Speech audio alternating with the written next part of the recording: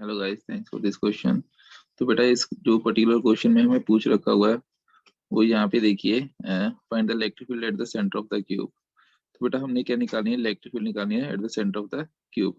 तो बेटा सबसे पहले देखिए यहाँ पे अगर मैं बात करूँ डायगोनल्स की, तो बेटा ये जो पॉइंट है हमें जो दिख रहा है, ये वाला जो बेसिकली पॉइंट दिख रहा है हमें, ठीक है, ये जो पॉइंट दिख रहा है हमें यहाँ पे, दिस पॉइंट बेटा, और यहाँ पे ये वाला पॉइंट, दिस पॉइंट। तो बेटा इनको मैं मान लेता हूँ डायगनली ऑपोजिट है बेटा, ये डायगनली ऑपोजिट है। तो बेटा यहाँ पे क्या आएगा, ये पॉजिटिव है और ये क्या है, पॉजिटिव है। तो बेटा पॉजिटिव पॉजिटिव आपस में क्या करते हैं बेटा, हमें पता है अगर ये पॉजिटिव चार्ज है यहाँ पे प्लस क्यू, और यहाँ पे भी एक पॉजिटिव चार्ज है प्लस क्यू, तो बेटा सेंटर में अगर मैं बात करूँ इसके सेंटर में, तो बेटा इसके बॉडी के सेंटर में कैसा बना रहा होगा, ये इस साइड फील्ड भेज रहा होगा और ये इस साइड फील्ड भेज रहा होगा, तो नेट इलेक्ट्रिक फील्ड इसकी क्या बनती है, जीरो। तो सिमिलरली बेटा अगर मैं इस पर्टिकुलर पॉइंट के क्वेश्चन पे बात करूं, तो बेटा ये डायगोनली ऑपोजिट है फेसिस, ये वाला और ये वाला। तो इन दोनों के करके जो रिजल्ट बनेगा वो क्या हो जाएगा, नलीफाई जीरो।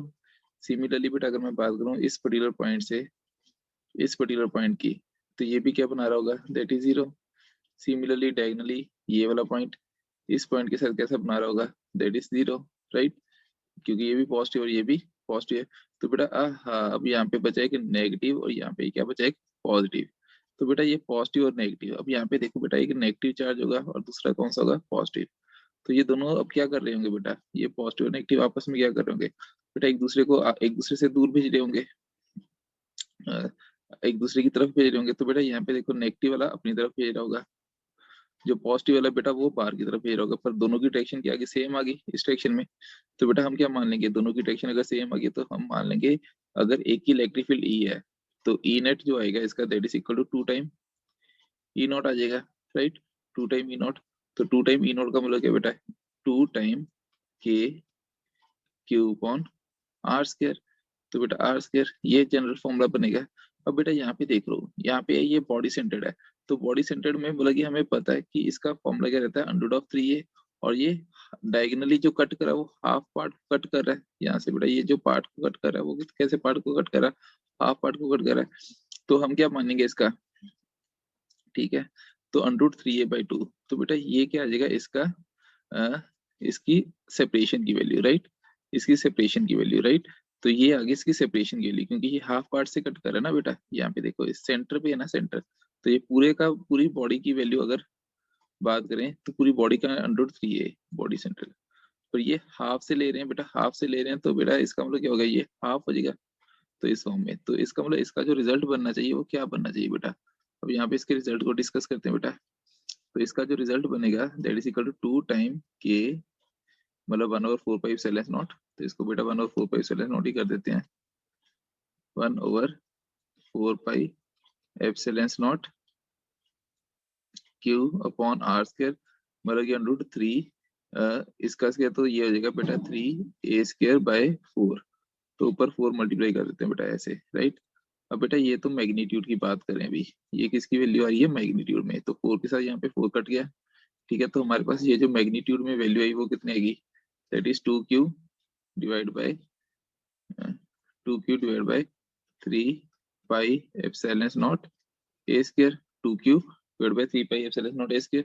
अब बेटा अगर मैं बात करूँ यहाँ पे कोऑर्डिनेट्स की, किसकी बात करूँ, कोऑर्डिनेट्स की, तो बेटा यहाँ पे देखिए, यहाँ पे ऊपर की तरफ पॉजिटिव आई मान लेते हैं, ठीक है, ये जो डायरेक्शन आ गई this is positive x direction, और यहाँ पे जो आ गई that is positive Z direction, right, इस फॉर्म में, क्लियर।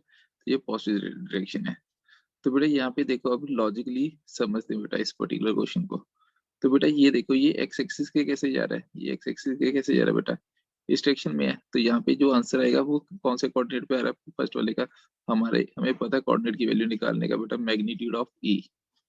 तो बेटा ये डायरेक्शन ऑफ ई, तो ये आ जाएगी आई कैप, नेगेटिव में जे कैप भी बेटा यहाँ पे देखो डाउनवर्ड डायरेक्शन का दिखा रहा है, तो ये भी क्या आ जाएगा, minus of J cap, right, minus of J cap.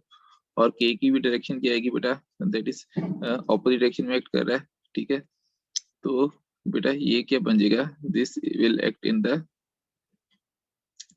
That is of minus of के कैप, क्योंकि और डिवाइडेड बाय इनका मॉड में आ जाएगा, तो अंडर ऑफ वन का स्क्वायर प्लस वन का स्क्वायर प्लस वन का स्क्वायर मतलब अंडर ऑफ थ्री, राइट। तो ये आ गई मैग्नीट्यूड की वैल्यू, राइट। तो हमें पता है बेटा वेक्टर का फॉर्मूला पता है। ई वेक्टर अगर बात करें तो ये क्या होता है, vector E vector is equal to, या unit vector is equal to, unit vector is equal to vector divided by its magnitude, यही होता है। तो हमने अगर वेक्टर फॉर्म में लिखना हो तो इसको कैसे लिखेंगे, E is equal to magnitude of E into E unit vector. तो मैग्नीट्यूड ऑफ ई की वैल्यू हमने निकाल दी थी, so this is the value of magnitude of E multiply by ये मैग्नीट्यूड ई की वैल्यू है मल्टीप्लाई बाय डायरेक्शन।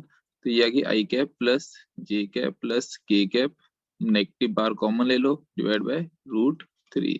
तो बेटा यहाँ पे देखो ये बन गया हमारे पास minus of 2q I cap plus J cap plus K cap divide by 3√3 epsilon naught A square.